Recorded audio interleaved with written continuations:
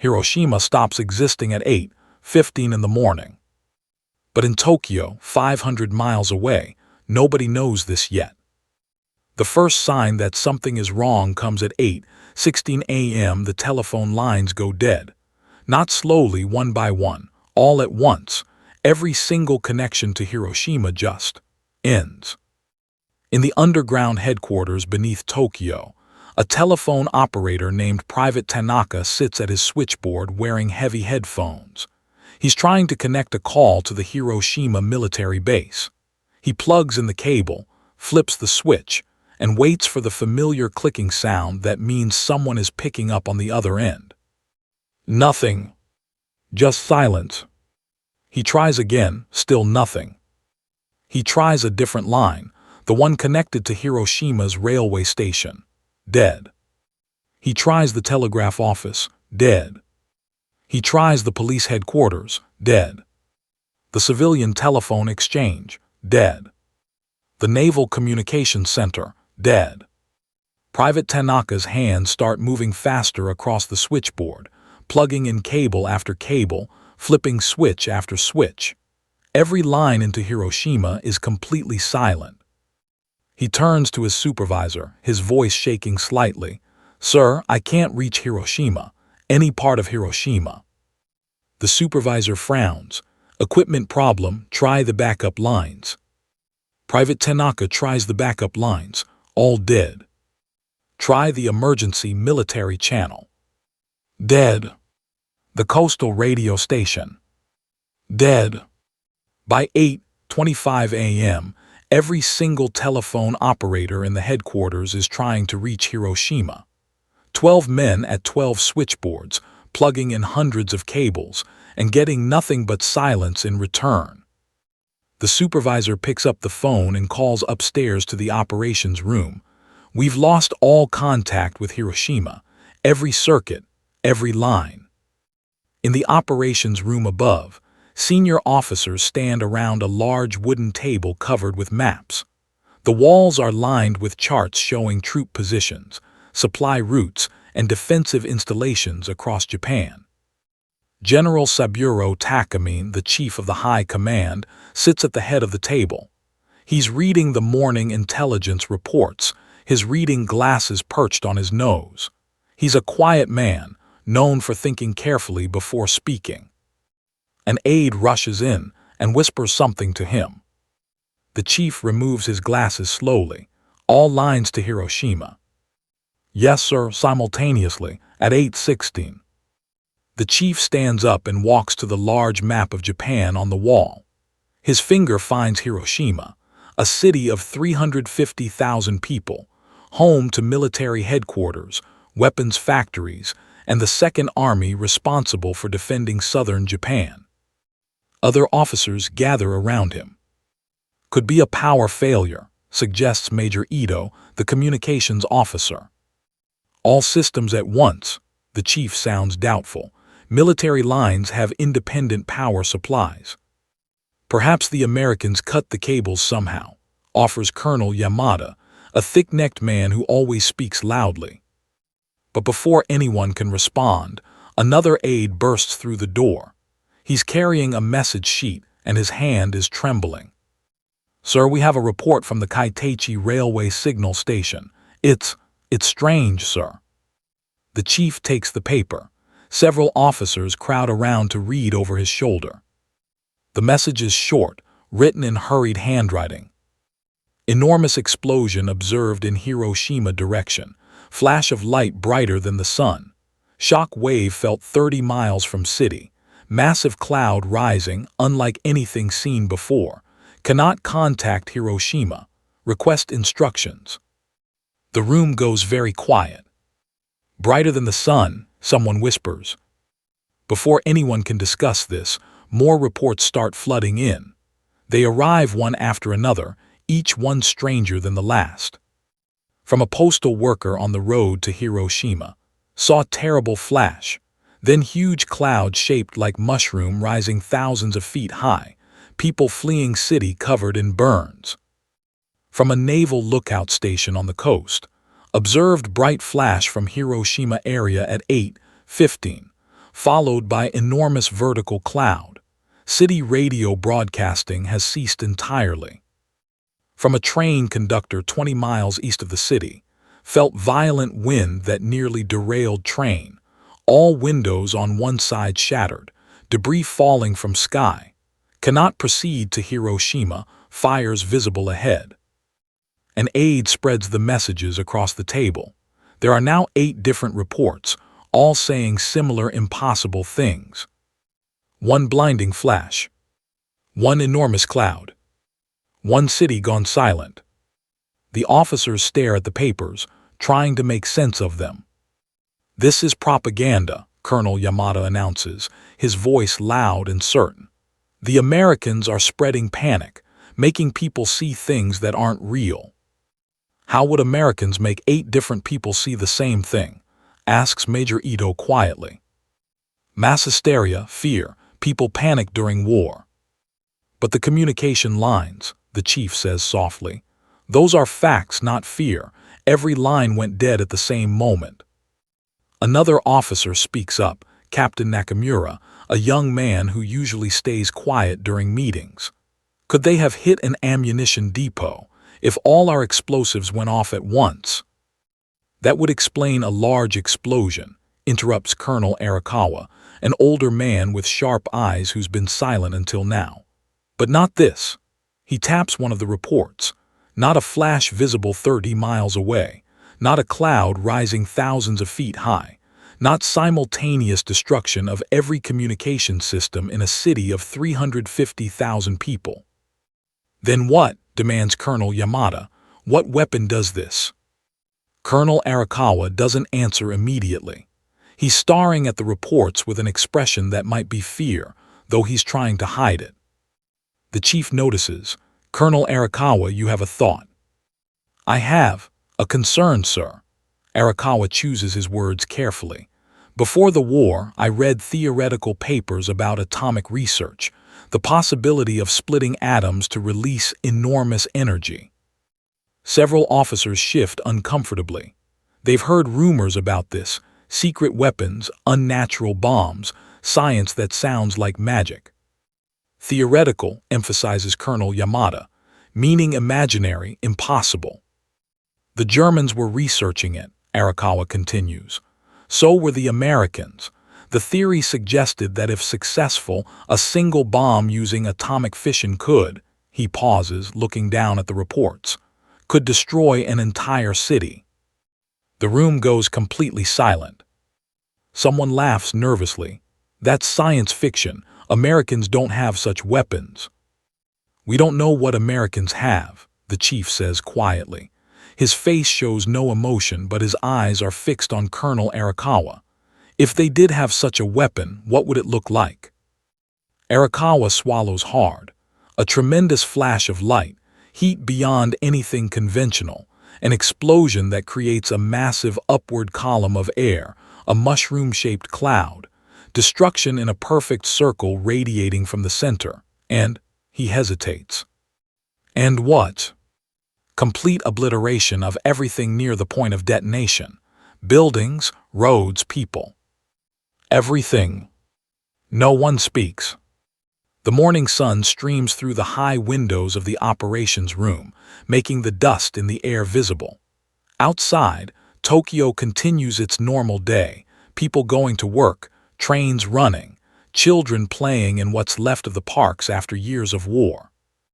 But in this room, 11 men stand around a table covered with impossible reports, slowly realizing they might be witnessing something that changes everything. The chief looks at his pocket watch. It's 9:15 a.m., exactly 1 hour since Hiroshima went silent. He speaks quietly, but every man hears him clearly. "We need confirmation, not theories, not speculation. We need someone to see Hiroshima with their own eyes and tell us what is actually there." He turns to an aide. "Find Major Iwasaki. Tell him to prepare for immediate reconnaissance flight." He flies to Hiroshima, he observes, he reports back. Nothing else. The aide salutes and runs from the room. Colonel Yamada leans forward. "Sir, with respect, we're wasting time. This is obviously just coordinated bombing raids or sabotage. We should be preparing our response, not sending planes to look at. At what, Colonel? The chief's voice is still quiet, but there's steel in it now. What are we looking at?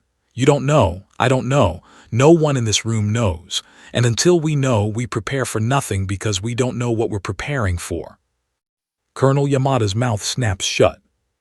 The chief walks back to the window and looks out toward the south, toward where Hiroshima lies hundreds of miles away, invisible beyond the horizon. Cities do not go silent all at once, he says, almost to himself, unless something unnatural has happened. In the corner of the room, Private First Class Sato, the youngest aide present, feels a chill run down his spine despite the warm August morning. Something unnatural. What could that mean? And why did Colonel Arakawa look so frightened when he explained the atomic bomb theory? The clock on the wall ticks forward. 9:16 a.m. 9:17 a.m. Somewhere south of Tokyo, Major Iwasaki is climbing into his reconnaissance plane, checking his instruments, preparing to fly toward a city that might not exist anymore. And in the operations room, 11 men wait. They don't know it yet, but in the next few hours, everything they believe about war, about weapons, about Japan's ability to continue fighting, is about to shatter like glass. The reports keep coming in.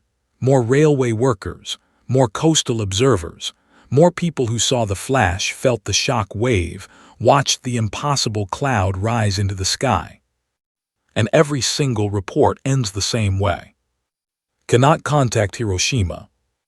Major Iwasaki's plane climbs into the clear blue sky at 10:30. He's one of the most experienced pilots in the Japanese military, calm, precise, observant. He's flown reconnaissance missions over dozens of bombed cities. He knows what destruction looks like. The chief's instructions were simple: fly to Hiroshima, look carefully, come back and tell me exactly what you see, no guessing, just facts.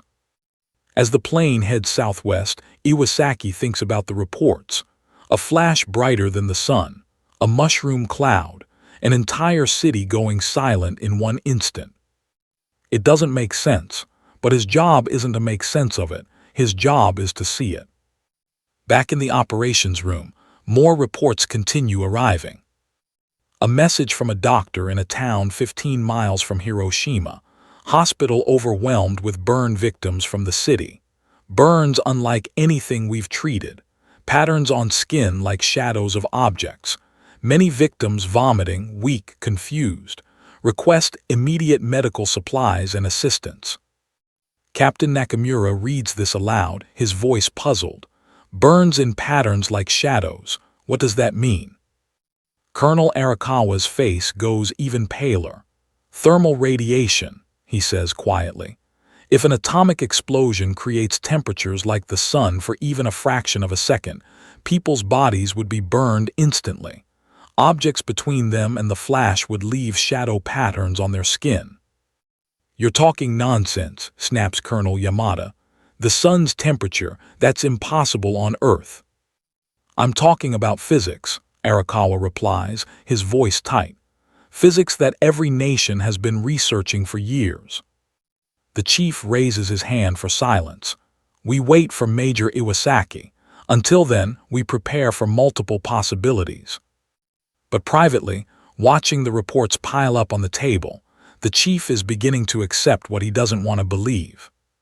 Something unprecedented has happened to Hiroshima. At 11:45 a.m., Major Iwasaki's plane approaches the location where Hiroshima should be visible in the valley below. He sees the cloud first. It's enormous, a towering column of dark smoke and debris rising thousands and thousands of feet into the sky. At the top, it spreads out in a shape that looks exactly like a mushroom. The reports weren't exaggerating. If anything, they understated it. The cloud is so massive that Iwasaki can see it from 50 miles away. His hands tighten on the controls. He's never seen anything like this. Nothing in his training prepared him for this. As he flies closer, he starts to see the ground below. At first, he thinks his eyes are playing tricks on him. Where Hiroshima should be, where streets and buildings and houses and temples should be, there's just emptiness. A perfect circle of destruction. He descends lower, circling the area, his eyes scanning systematically the way he was trained. The center of the city is simply gone, vaporized. There are no buildings standing, no walls, no recognizable structures at all, just rubble and ash spread flat across the ground. Moving outward from the center, he can see the remains of larger buildings, concrete structures that were strong enough not to disappear completely. But they're crushed, flattened, their walls blown outward. They look like crushed paper boxes. The roads are visible but wrong. In the very center, they're shiny, melted smooth like glass, just as the report said. Further out, they're cratered and torn apart. The rivers running through the city are filled with debris, thousands of objects floating in the water. Iwasaki realizes with horror that many of them are bodies. Fire is everywhere, not spreading like normal fires but burning in place, hundreds of separate fires across the destroyed area, creating a thick layer of smoke that makes it hard to see clearly. But what strikes Iwasaki most is the pattern. Everything radiates out from one central point. The destroyed buildings all face away from that point, knocked over by some tremendous force pushing outward in all directions at once. It's a perfect circle of destruction, maybe 3 miles across. At the edges of the circle, buildings still stand, but they're damaged, windows blown out, roofs collapsed, walls cracked. Beyond that, the city looks almost normal, houses intact, trees still standing, though he can see debris scattered everywhere. One bomb did this. One bomb created a perfect circle of total destruction 3 miles wide. Iwasaki has flown over Tokyo after the firebombing raids. He's seen what hundreds of American bombers can do when they drop thousands of incendiary bombs across a city. This is different. This is worse. The firebombing of Tokyo destroyed large areas, but buildings remained. Structures stood. The city was damaged, burned, but still recognizable as a city. Hiroshima is not damaged. Hiroshima is erased. He circles lower, taking mental notes of everything he sees. The chief wanted facts, and Iwasaki is determined to give him facts, even though everything he's seeing seems impossible. He notices something else. There are people moving down below. Tiny figures walking slowly, staggering, some crawling. Survivors trying to escape the burning ruins. So many people are dead, but some are still alive. He circles the city 3 times, memorizing every detail, and then he turns his plane northeast, back toward Tokyo. He needs to report this. He needs to tell them that Hiroshima is gone. At 2:45 p.m., Major Iwasaki's plane lands at the Tokyo airbase. A car is waiting for him. The driver rushes him immediately to headquarters without even letting him remove his flight suit. When he walks into the operations room, every conversation stops. The room is crowded now. More officers have gathered. Word has spread through headquarters that something catastrophic happened in Hiroshima, and everyone wants to know what. Major Iwasaki stands at attention, his face pale, his hands still trembling slightly from gripping the plane's controls. The chief steps forward. "Major, your report." Iwasaki opens his mouth, but for a moment, no words come out. He's trying to find the right words, words that will make them believe what he saw. Finally, he speaks. "Sir, Hiroshima no longer exists." The room erupts. "What do you mean, no longer exists? The whole city can't be gone. You must be mistaken." The chief raises his hand for silence. "Major, describe exactly what you observed." Iwasaki takes a deep breath. "I flew directly over where Hiroshima should be. There is a circle of complete destruction approximately 3 miles in diameter. The center of the city has been obliterated. Nothing remains standing. No buildings, no structures, just flat ground covered in ash and rubble. He continues, his voice growing steadier as he focuses on the facts. Moving outward from the center, concrete buildings that were not completely destroyed are knocked flat. All of them point away from the central point, as if something pushed them outward. The blast pattern is perfectly circular. The roads in the center zone are melted. I could see them reflecting sunlight. They're smooth like glass now. Someone interrupts. Roads don't melt, Major. These roads are melted, sir. I saw them with my own eyes. The chief nods. Continue. There's still an enormous cloud above the city. Dark, full of debris and smoke, shaped like a mushroom. It rises at least 40,000 feet into the air, maybe higher. The officers glance at each other. That's higher than most planes can fly. Fires are burning throughout the destroyed area, but they're not spreading outward like normal fires. The destruction simply stops at the edge of that 3-mile circle. Beyond it, buildings are damaged but standing. The rivers running through the city are filled with— Iwasaki pauses, swallows hard. Filled with bodies, sir. Thousands of them. The room is absolutely silent now. Colonel Yamada finds his voice. How many bombers did you observe? How many bomb craters? No bombers present when I arrived, sir. And there are no separate bomb craters.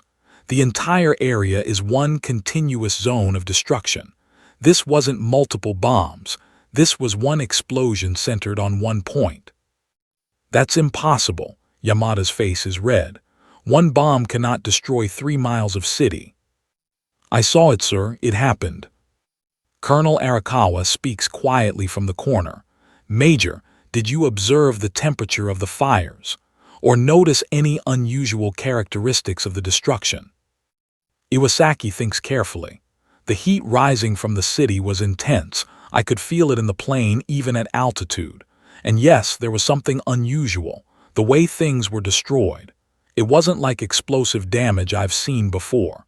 Things weren't just broken apart, they were crushed flat, and in the very center they seemed to have been vaporized, simply turned to dust. Arakawa nods slowly, as if this confirmed something he feared. The chief walks to the map and stares at the dot marking Hiroshima. How many survivors did you observe, Major? Difficult to estimate, sir. I saw people moving in the outer areas. But in the center circle, the 3 miles of total destruction, I saw no movement at all. Estimate the casualties. Iwasaki's voice drops to almost a whisper. Sir, Hiroshima had approximately 350,000 residents plus military personnel. The center of the city, where everyone would have been at 8:15 in the morning, I would estimate that anyone in that central zone died instantly. Perhaps 100,000 people, maybe more. 100,000 people. Dead in an instant. The number hangs in the air like a weight. One officer makes a small sound, almost a whimper. Another sits down heavily in a chair, his face gray. Even Colonel Yamada has nothing to say now. The chief looks at Colonel Arakawa. Your assessment, Colonel. Arakawa stands up slowly. Based on Major Iwasaki's description, the circular destruction pattern, the extreme heat, the melted materials, the enormous vertical cloud, the instant simultaneous destruction of the entire city center, this matches the theoretical predictions for an atomic bomb. Theoretical, Colonel Yamada finds his voice again. You keep saying theoretical. This is real. How can something theoretical destroy an actual city? It was theoretical, Arakawa says quietly. Now it's real. The Americans have built an atomic bomb and they've used it on Hiroshima. The chief closes his eyes briefly. When he opens them, he looks older somehow, more tired. He speaks slowly, choosing each word carefully. Then the world has changed in a single morning. For a long moment, no one responds. They're all trying to absorb what this means. One bomb. One city. 100,000 dead in an instant. If the Americans can do this once, they can do it again. Tokyo, Osaka, Kyoto, Nagoya, every major city in Japan could be erased one by one, each destroyed by a single plane carrying a single impossible bomb. Captain Nakamura, the young officer, speaks up hesitantly. "Sir, if this is true, if they have this weapon, how do we defend against it?" The chief looks at him, and in his eyes is something the officers have never seen before. Not anger, not determination, not fighting spirit. Resignation. "We don't," the chief says simply. The operations room empties slowly as officers return to their posts. Each man lost in his own thoughts, but the chief asks 6 men to remain, the most senior commanders who form Japan's inner circle of military decision-making. They sit around the table in heavy silence. Finally, Colonel Yamada speaks, and for the first time his voice isn't loud and confident. It's quieter, uncertain. "We need to verify this. One reconnaissance flight isn't enough. Send more planes. Send ground troops to investigate. This could still be." "Still be what?" interrupts Colonel Arakawa. "Still be a normal bombing. Still be ammunition depots." Major Owasaki described a 3-mile circle of total destruction. Roads melted into glass. An entire city center vaporized. What conventional explanation are you looking for? "I don't know," Yamada's voice rises. "But I know we can't just accept that the Americans have a weapon that destroys entire cities. If we accept that, then what? We surrender. We give up everything our soldiers died for." "Our soldiers died to protect Japan," says the chief quietly, "not to see Japan destroyed completely." Yamada stands up, his chair scraping loudly. "With respect, sir, we don't know that Japan will be destroyed. Maybe they only have one of these bombs. Maybe it took them years to build it and they can't build another. Maybe." Maybe. Arakawa shakes his head. "We're basing our entire strategy on hope. Hope that the Americans don't have more bombs. Hope that this weapon can't be used again. Hope that we can somehow defend against something we don't understand." The chief pulls out a small notebook from his pocket and a pen. He writes something down, then looks up at the assembled officers. "We must report this to the Big Six," he says, referring to the Supreme Council for the direction of the war, the 6 most powerful men in Japan who make all major decisions. They must know what happened to Hiroshima. "What will you tell them?" asks Captain Nakamura. The chief looks down at what he wrote in his notebook. "The truth, that we may be facing a weapon that makes continuing this war impossible." Yamada slams his hand on the table. "We have 2 million soldiers ready to defend the homeland. We have civilians prepared to fight with bamboo spears if necessary. We can make the Americans pay so dearly for every inch of Japan that they'll negotiate rather than invade." "With what?" The chief's voice is still quiet, but there's an edge to it now. "With soldiers who can be vaporized before they even see the enemy. With cities that can be erased one by one while we watch helplessly. Colonel, if the Americans have 10 of these bombs, just 10, they can destroy every major city in Japan. Tokyo, Osaka, Nagoya, Kyoto, Kobe, Yokohama, Kure, Nagasaki, Sapporo, Fukuoka. 10 bombs, 10 cities, 10 million people. Maybe more." The room goes silent again. 10 million people. The number is so large, it's almost impossible to grasp. "We don't know they have 10 bombs," Yamada says, but his voice has lost its certainty. "We don't know they don't," replies Arakawa. "And that's the problem. We're fighting an enemy whose capabilities we can no longer measure." At 6:00 p.m., the Supreme Council convenes in an emergency session. The room is elegant despite the war, polished wood panels, traditional paintings on the walls, cushions arranged around a low table. 6 men sit in formal positions. Prime Minister Suzuki Kuntara, an old man who has seen many wars. Foreign Minister Togo Shijinari, who has been quietly seeking peace for months. Army Minister Inami Kuchaka, a fierce warrior who believes in fighting to the last. Navy Minister Yuna Matsumoto, practical and weary. Chief of Army General Staff Yamaza Yoshijiro, traditional and unbending. And Chief of Naval General Staff Toyota Suma, who commanded the Navy's battles. The Chief of the High Command, General Takamon, stands before them to deliver his report. He describes everything: the silence at 15 a.m., the impossible reports, Major Owasaki's reconnaissance findings, Colonel Urakawa's assessment. When he finishes, Prime Minister Suzuki asks quietly, "And your conclusion, General?" The chief chooses his words carefully. The Americans have used a weapon beyond our previous understanding of warfare, a single bomb that can destroy an entire city. If they possess more of these weapons, our ability to defend the homeland is, he pauses, severely compromised. Severely compromised. Army Minister Inami leans forward, his face hard. Or are you saying impossible? I am saying we must consider all possibilities, including the possibility that continued resistance may result in the complete destruction of Japan. The room erupts into argument. Foreign Minister Togo speaks urgently. This confirms what I have been saying for months. We must seek peace terms immediately while Japan still exists to negotiate. If we wait, there may be nothing left to save. Peace terms mean surrender, Inami's voice thunders. Surrender means dishonor. How can we face our ancestors? How can we face the soldiers who died believing we would never give up? How can we face them if we allow every Japanese city to be destroyed? Togo shoots back. Honor means nothing if there are no Japanese people left to remember it. Navy Minister Yuna speaks more calmly.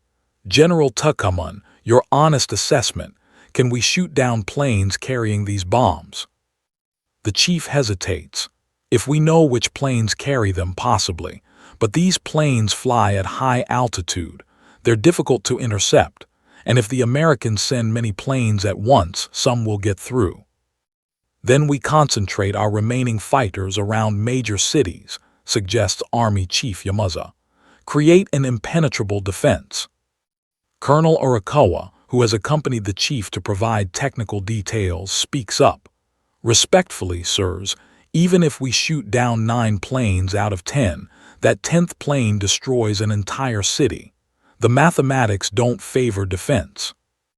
Prime Minister Suzuki raises his hand for quiet. How certain are we that this was actually an atomic bomb?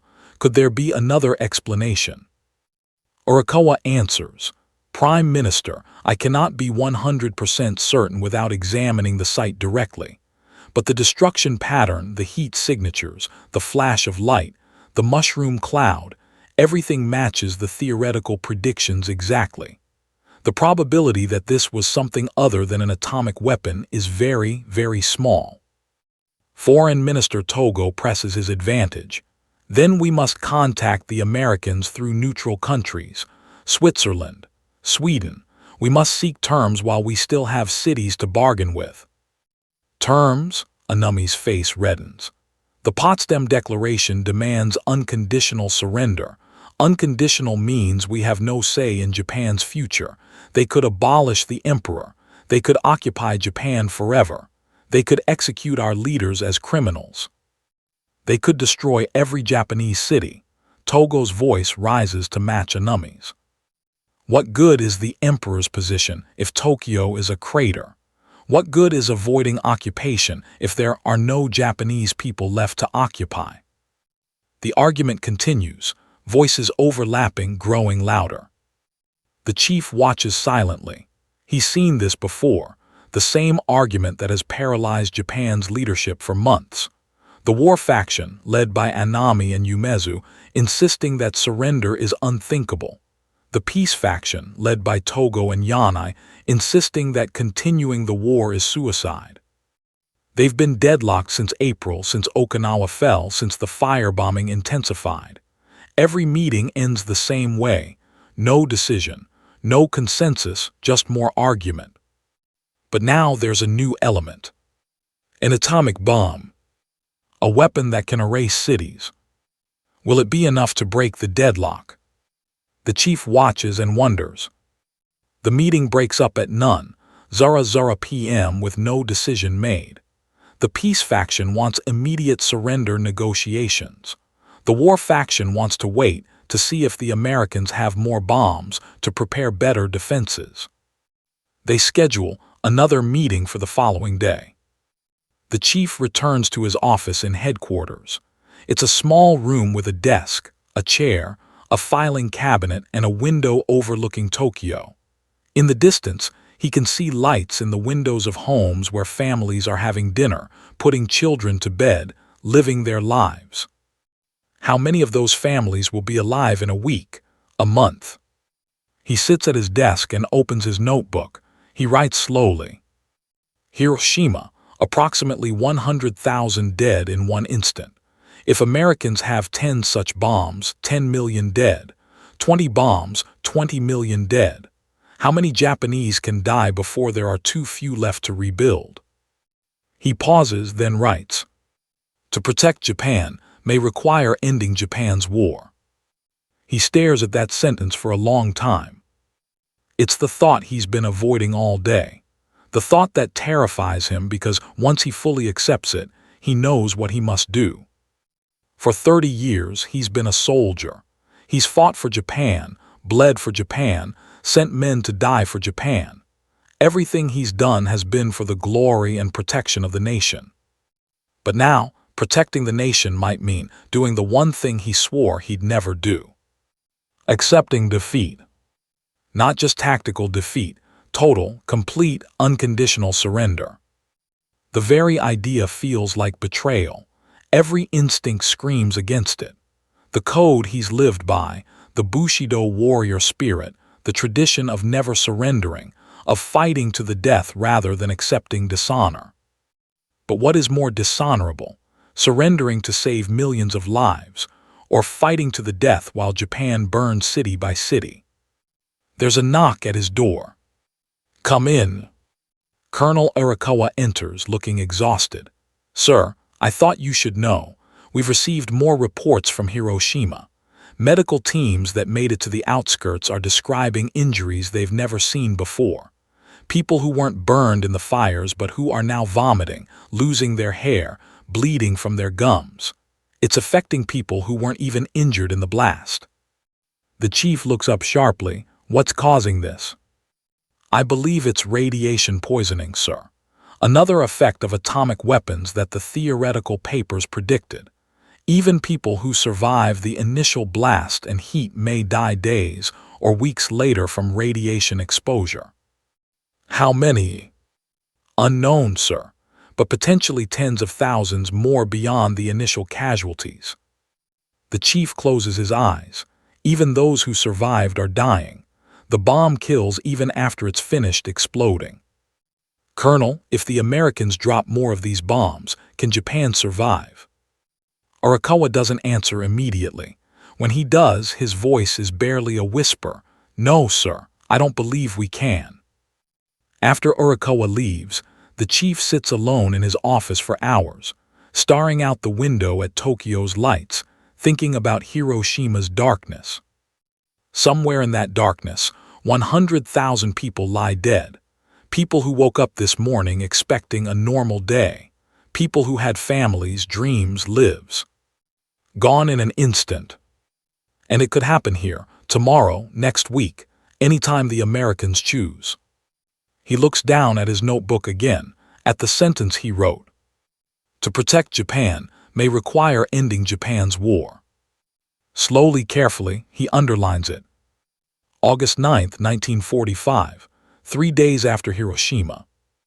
The chief arrives at headquarters at 6:00 a.m. He hasn't slept well.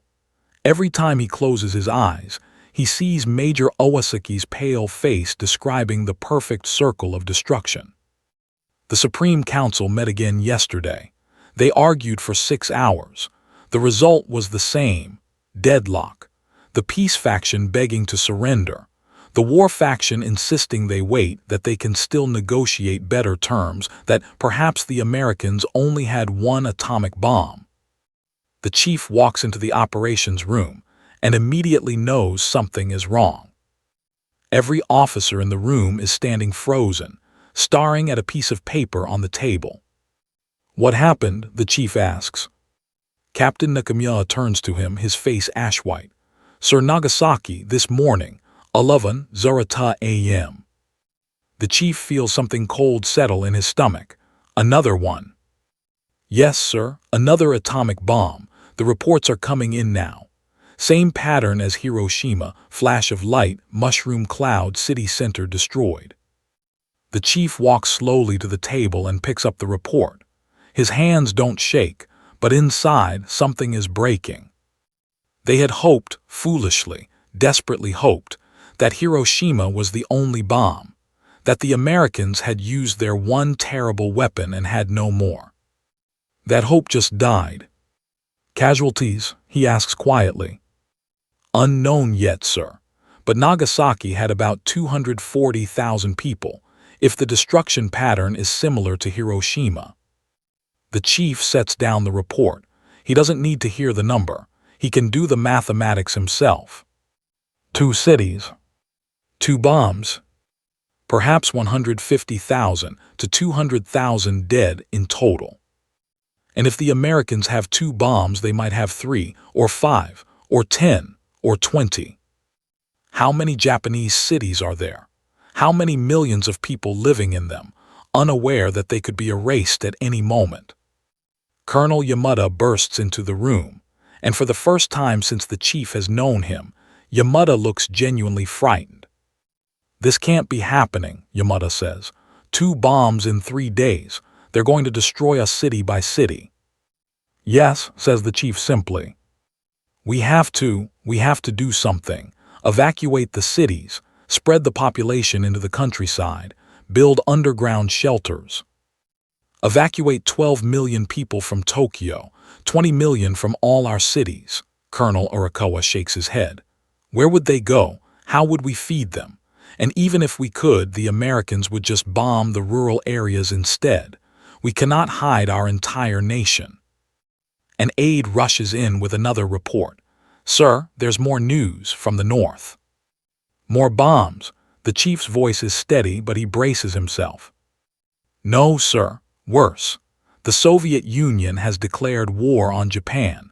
Soviet forces crossed into Manchuria at midnight. They're attacking our positions with overwhelming force." The room goes absolutely silent. For a moment, no one can speak. The Soviet Union. Japan had a neutrality pact with the Soviets. It was supposed to last until 1946. Japan had been hoping, praying, that the Soviets might even mediate peace negotiations with the Americans. Instead, the Soviets have joined the war. Japan is now fighting the Americans, the British, the Chinese, and the Soviet Union. The chief walks to the window. He places both hands on the windowsill and looks out at Tokyo. Somewhere out there, children are going to school. Women are shopping for what little food is available. Old men are tending gardens. People are living, hopping, trying to survive just one more day of this endless war. And now 2 catastrophes in 3 days. 2 atomic bombs destroying 2 cities. The Soviet invasion crushing Japan's armies in Manchuria. He thinks about the mathematics again. Japan has perhaps 2 million soldiers left who can fight. The Soviets are sending more than that into Manchuria alone. The Americans have hundreds of thousands of troops ready to invade. And now the Americans have atomic bombs, an unlimited supply for all Japan knows. What can 2 million soldiers do against that? Die bravely. Yes, they can die bravely.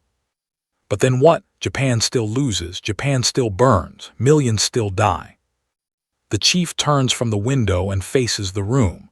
Every eye is on him, waiting for him to say something, to give them direction, to tell them what to do.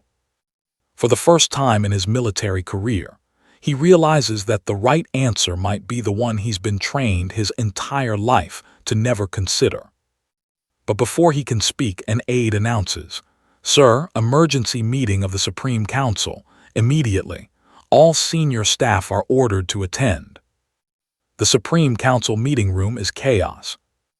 All 6 members are present, but they're not sitting in formal positions anymore. They're on their feet, some packing, some gesturing wildly, all talking over each other. Cannot possibly continue. Dishonor beyond imagination. 2 bombs in 3 days, how many more? The Soviets will take everything we have in Manchuria. Millions will die if we don't. Millions will die if we do. Prime Minister Suzuki bangs his hand on the table. Order, we must have order. Slowly the room quiets. The 6 men sit down, though the tension in the air is like electricity before a lightning strike. Foreign Minister Togo speaks first, his voice urgent. Gentlemen, we have no more time for debate. 2 atomic bombs. The Soviet invasion. If we do not surrender immediately, there will be no Japan left to surrender. Army Minister Anami stands up, his face rigid with barely controlled emotion. And if we surrender unconditionally, there will be no Japan anyway. The Americans will occupy us. They'll destroy our government, our traditions, our very identity as a nation. Better to die fighting than to live as slaves. We won't be slaves, we'll be alive. Togo's voice rises. Our children will be alive. We can rebuild from occupation. We cannot rebuild from total annihilation. Navy Minister Yanai speaks quietly. The question is not whether we can win. We all know we cannot win. The question is whether unconditional surrender is acceptable or whether we fight on hopping to negotiate better terms. There will be no better terms. Togo slams his hand down. The Potsdam Declaration is clear: unconditional surrender or total destruction. They've now proven they can deliver total destruction. What more evidence do we need? Army Chief Umezu shakes his head stubbornly. We should wait, see if the Americans drop more bombs. If they don't, it means they're running out. Then we negotiate from a position of strength. A position of strength. Arakawa, who's been asked to attend to provide technical information, can't help himself. Sir, with respect, 2 cities are gone. The Soviets are overrunning Manchuria. How is this a position of strength? We still have 2 million soldiers ready to defend the home islands. Umezu's voice is fierce. We can make an invasion so costly that the Americans will accept negotiations. Unless they just drop atomic bombs on every defended position, Togo shoots back. Unless they destroy Tokyo, Osaka, Kyoto, every city in Japan one by one while our soldiers watch helplessly. The argument spirals out of control again, voices rising, accusations flying. Peace faction versus war faction, the same deadlock that has paralyzed Japan for months. The chief has been standing silently by the wall, observing. He's not officially part of the Supreme Council, but he's been asked to attend as a senior military advisor. He watches the 6 men argue, and he thinks about what's at stake. If the war faction wins, Japan keeps fighting. More cities burn, more soldiers die, more civilians are vaporized. The Soviets take more territory. Eventually, in weeks or months, Japan collapses completely, but only after unimaginable suffering. If the peace faction wins, Japan surrenders. Occupation, loss of territory, probably war crime trials, definitely national humiliation. Both options are terrible. But one option ends with Japan still existing. The other might end with Japan as a wasteland of atomic craters. The chief has been quiet all day, all week, letting others speak, watching and thinking. But now, as he looks at these 6 men deadlocked in the same argument they've been having for months, he realizes that someone needs to break the cycle. Someone needs to say what no one wants to hear. Someone needs to speak the truth that ends this war. He steps forward from the wall. Prime Minister Suzuki notices and raises his hand for quiet. General Takamine wishes to speak. The room falls silent. The chief rarely speaks in these meetings, but when he does, people listen. The chief stands in the center of the room, looking at each of the 6 men in turn. Then he begins to speak. "For 2 days I have listened," he says quietly. "I have allowed hope to speak. I have allowed pride to speak. Now we must allow reality to speak." No one interrupts. "Hiroshima was not a battle," he continues. "It was a warning. Nagasaki was not a coincidence. It was a promise. The promise is this: the Americans can destroy our cities whenever they choose, one by one, until there are no cities left." Army Minister Anami starts to object, but the chief raises his hand. "Please let me finish." Anami, surprised by the firmness in the chief's voice, sits back. "The Soviets do not negotiate with fatting empires," the chief says. "They consume them. Every day we delay, they take more of Manchuria, more of Korea, more of our northern territories. Soon they will be in a position to invade Hokkaido. Then we face American atomic bombs from the south and Soviet invasion from the north." He pauses, letting this sink in. "I have asked myself one question repeatedly. What is my duty? My duty is to protect Japan, not to protect pride, not to protect tradition, not to protect honor, to protect Japan, the land, the people, the future." His voice grows stronger now, more passionate than anyone has ever heard from the usually quiet chief. "If we continue fighting, Japan will not be defeated, Japan will vanish. City by city, person by person. The Americans have shown us they have no hesitation about using these bombs. 2 in 3 days. How many more will they drop? 5, 10, 20. He looks directly at Army Minister Anami. "I cannot endorse resistance that protects honor but destroys the nation." The words hang in the air like a thunderclap. Several men gasp. To say such a thing, to prioritize surrender over honor, goes against everything in the warrior code. Everything in Japanese military tradition. But the chief isn't finished. "I have served Japan for 30 years. I have fought in 3 wars. I have sent thousands of men to die for our nation. I have never questioned whether those deaths were necessary. But now I must ask, what are we dying for?" He walks slowly around the room as he speaks. "If we die defending our cities and they are destroyed anyway, what have we protected? If we sacrifice our soldiers and they cannot stop the bombs, what have they accomplished? If we follow the warrior code to the death and the result is a nation of ghosts, what honor is there in that?" Foreign Minister Togo is nodding, tears visible in his eyes. But Army Minister Anami's face is red with anger and shame. The chief stops walking and faces the council directly. "Gentlemen, I am a soldier. Everything in me wants to fight, but I am also a realist. We cannot win this war. We could not win it after Midway. We could not win it after the Philippines. We could not win it after Okinawa. And we absolutely cannot win it after Hiroshima and Nagasaki."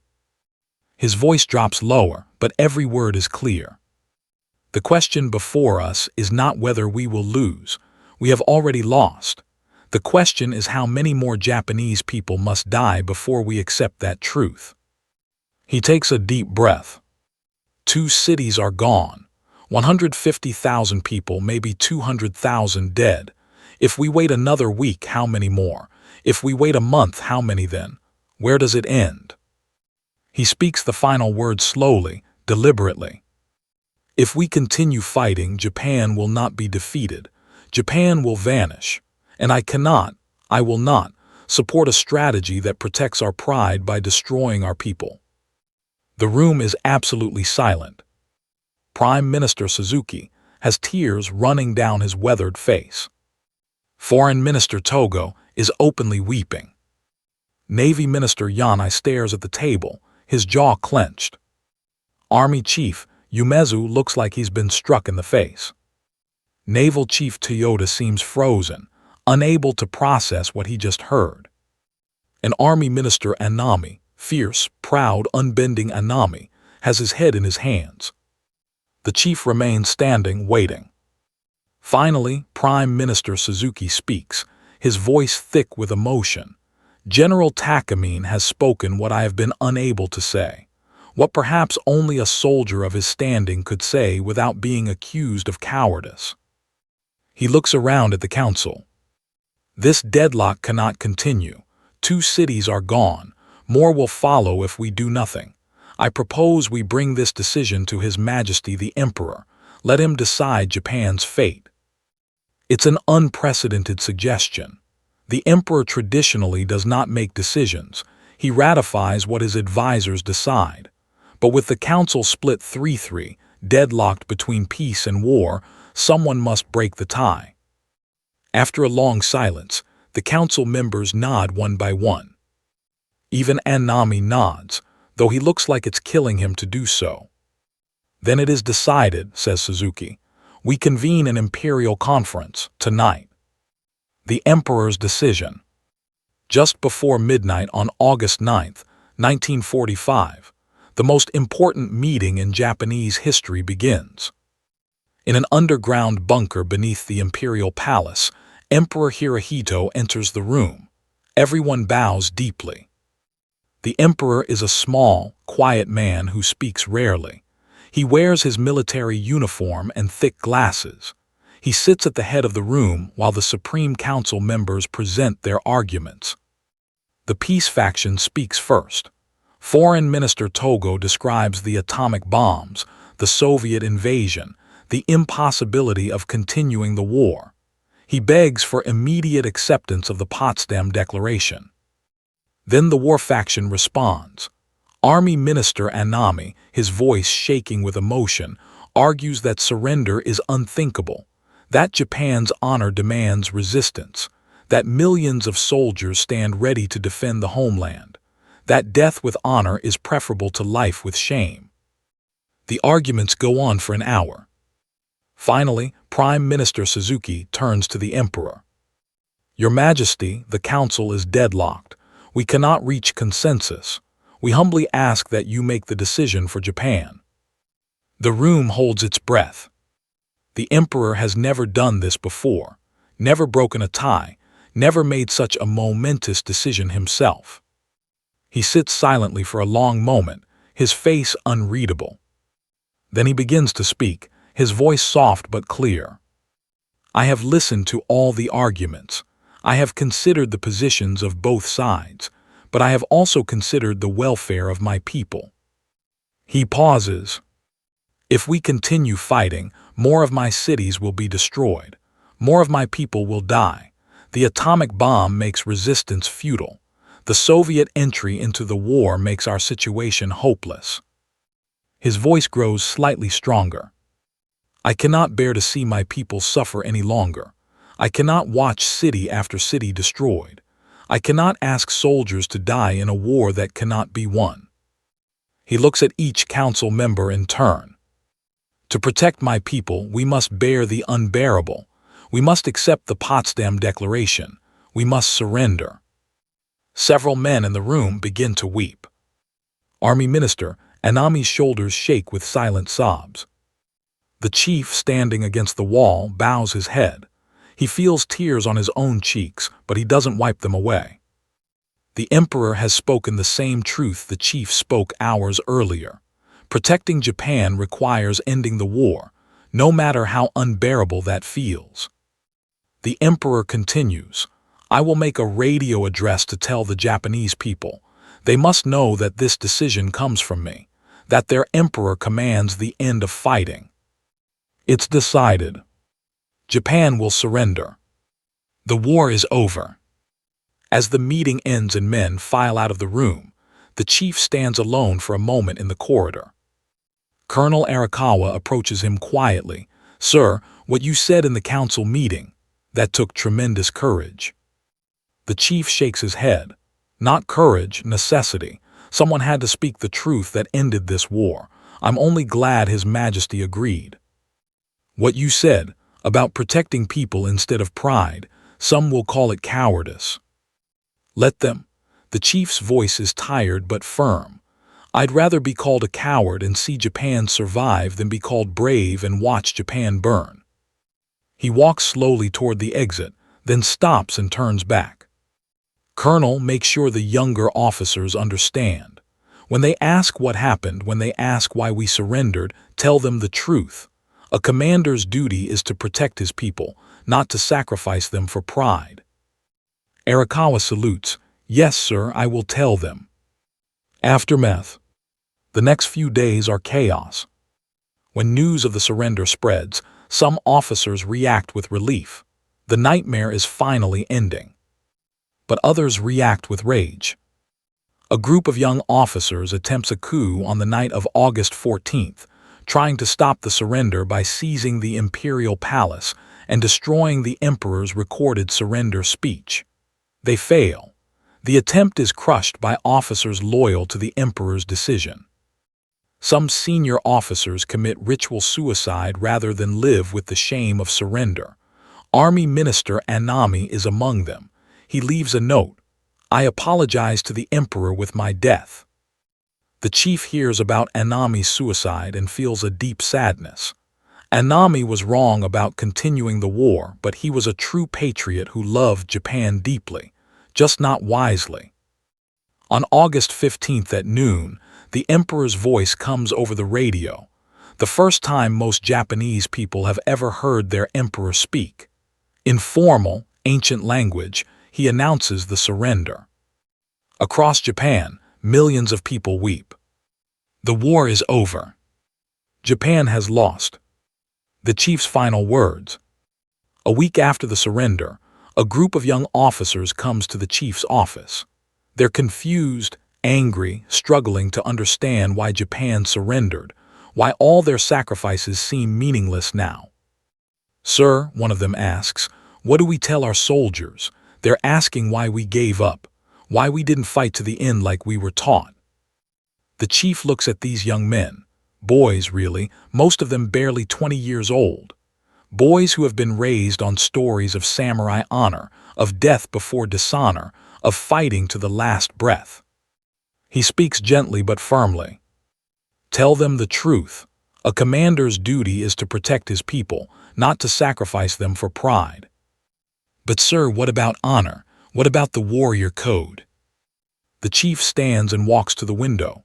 He looks out at Tokyo, damaged by firebombing but still standing, still alive. Honor has its place, he says quietly, but honor cannot be the only consideration. If we had continued fighting for honor, Tokyo would look like Hiroshima now. Osaka would be gone. Kyoto would be ashes. Millions more would be dead. He turns back to the young officers. We chose life over honor. Some will say that was shameful, but those who say that will be alive to say it, along with their families, their children, their neighbors. That is what we protected, not our reputation but our future.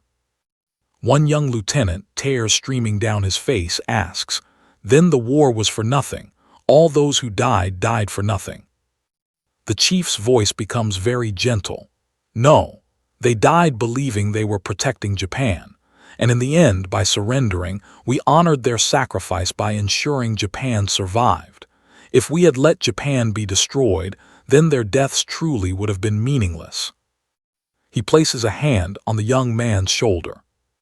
Japan will rebuild. It may take 10 years, 20 years, a generation, but Japan will rise again. Not as a military power perhaps, but as a nation of people who survived the unsurvivable and found a way forward. That is the true warrior spirit, not dying gloriously, but living courageously. The young officers bow and leave, still troubled but perhaps beginning to understand. Epilogue.